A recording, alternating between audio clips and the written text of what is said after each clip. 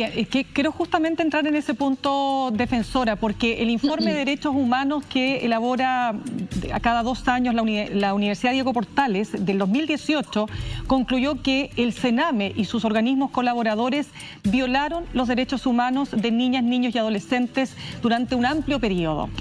De acuerdo a sus palabras, habría que entonces concluir que el nuevo Servicio de Protección Especializada de la Niñez no necesariamente va a garantizar la protección de los derechos humanos de niños, niñas y adolescentes de este país. Así es.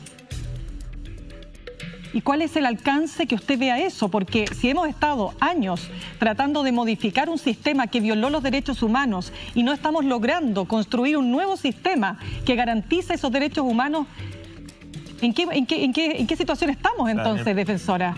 Bueno, es lo que nosotros hemos dicho, en la desatención de parte de la Subsecretaría de la Niñez, que es la que tramitó este proyecto de ley, y eso hay que señalarlo. ¿Por qué? Porque voy a hacer un contrapunto con otro proyecto que sí tramita el gobierno, pero con otro ministerio.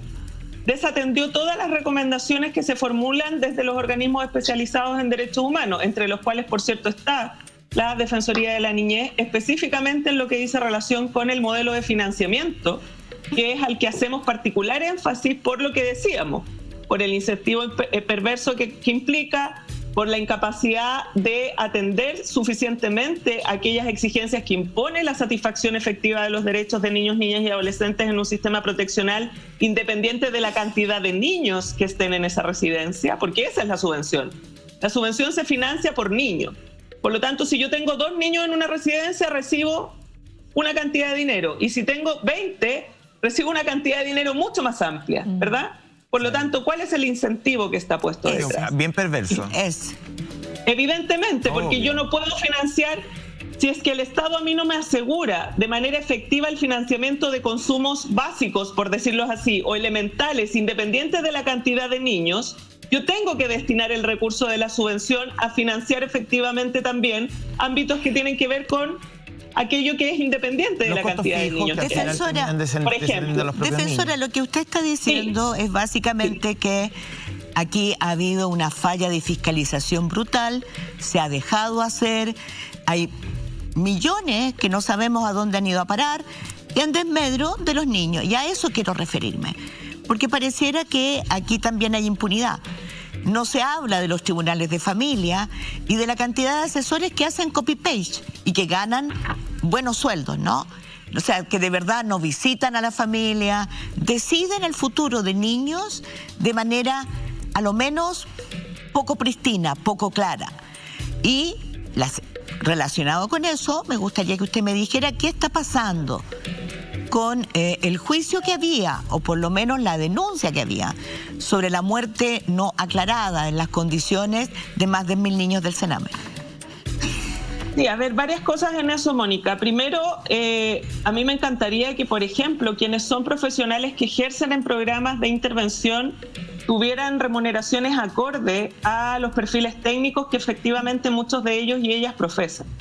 Y eso no ocurre, y ahí es donde hay que meterse en términos investigativos de dónde queda la cantidad alta de dinero que reciben los organismos colaboradores, que no está llegando precisamente al financiamiento específico y en condiciones eficientes de quienes están ejecutando los programas directos en relación con niños, niñas y adolescentes.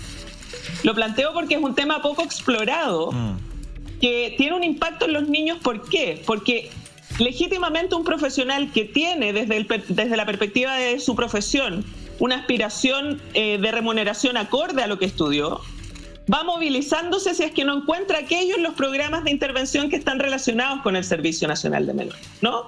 Y eso provoca una movilidad muy permanente en los programas y por lo tanto un vínculo súper errático en términos de la relación que ejercen con los niños, porque van cambiando y por lo tanto los niños tienen que ir conociendo distintos profesionales, en definitiva, y no logran tener ahí un vínculo potente que favorezca su interacción.